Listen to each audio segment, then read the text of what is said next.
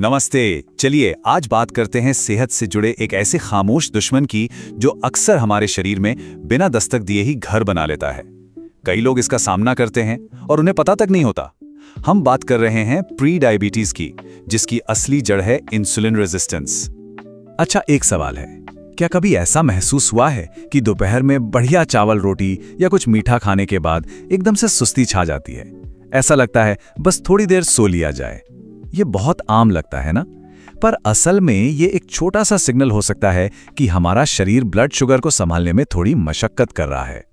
तो शरीर की ये जो मशक्कत है, इसका नाम क्या है? यहीं से हम इस पूरी बातचीत के सबसे जरूरी हिस्से पर आते हैं, और वो है इंसुलिन रेजिस्टेंस। ये शरीर का वो खामोश सिग्नल है जो हमें बताता है कि अंदर सब कुछ ठीक नहीं है। चलिए थोड़ा गहराई में जाकर समझते हैं कि आखिर ये है क्या। बिल्कुल आसान भाषा में समझते हैं। इंसुलिन रेजिस्टेंस वो हालत है जब हमारे शरीर की कोशिकाएं या सेल्स इंसुलिन हार्मोन की बात मानना कम कर देती हैं। देखिए, इंसुलिन का काम है हमारे खून में मौजूद शुगर को कोशिकाओं तक ले जाना ताकि वो उसे एनर्जी में बदल सकें। पर जब सेल्स ही इंसुलिन को ठीक से रिस्पॉन्ड नहीं करती, तो खून से शुगर को निकालना मुश्किल हो जाता है।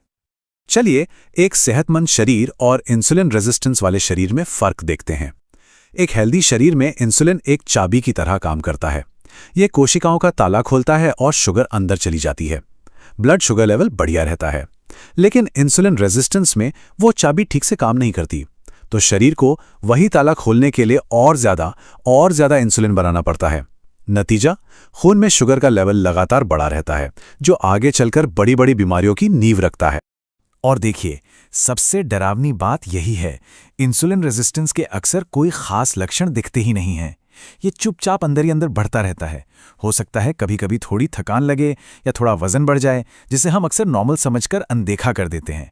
लेकिन पर्दे के पीछे ये खामोश दुश्मन हमारी खून की नसों और अंगों को धीरे धीरे नुकसान पहुंचा रहा होता है। तो सवाल ये उठता है कि अगर इसके कोई साफ लक्षण नहीं है तो पता कैसे चले? अच्छी बात यह है कि कुछ ऐसे संकेत हैं जिन पर हम ध्यान दे सकते हैं।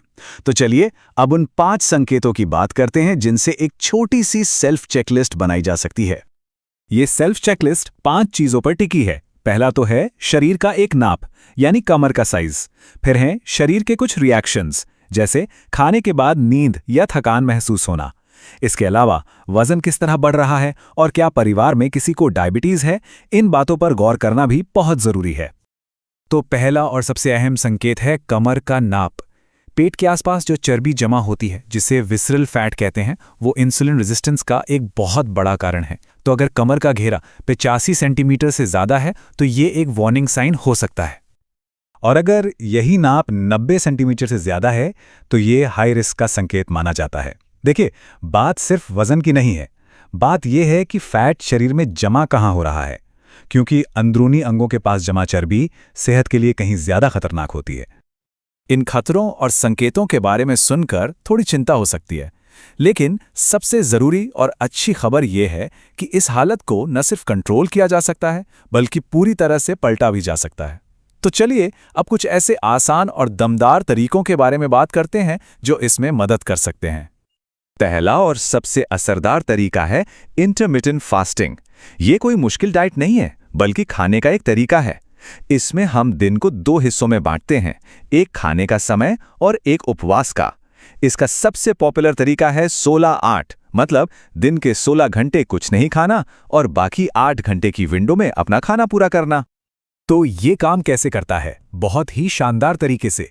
जब हम फास्ट करते हैं तो हमारे शरीर को बार बार इंसुलिन बनाने से ब्रेक मिल जाता है। इससे ब्लड शुगर लेवल धीरे धीरे स्थिर होने लगता है। शरीर को जब बाहर से एनर्जी नहीं मिलती तो वो जमा हुई चर्बी को जलाना शुरू कर देता है, और तो और इस दौरान हमारे सेल्स खुद की मरम्मत भी करते हैं। इंटरमिटेंट फास्टिंग तो है ही, पर इसके अलावा हमारी रोजमर्रा की कुछ आदतें भी हैं जो बहुत बड़ा बदलाव ला सकती हैं।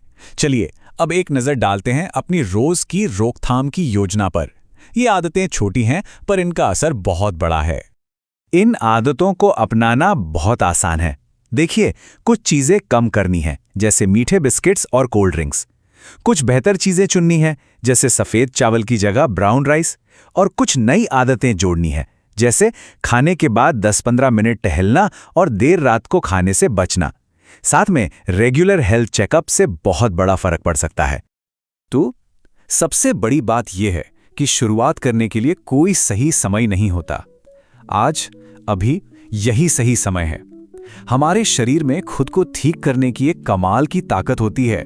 बस सही कदम उठाने की देर है और एक सेहतमंद बदलाव की शुरुआत आज से ही हो सकती है। तो अब जब हमने ये सब समझ लिया है, तो एक आखिरी सवाल खुद से पूछना बनता है। अपनी सेहत को बचाने के लिए वो कौन सा एक छोटा सा बदलाव है जिसे आज से ही, अभी से ही अपनाया जा सकता है?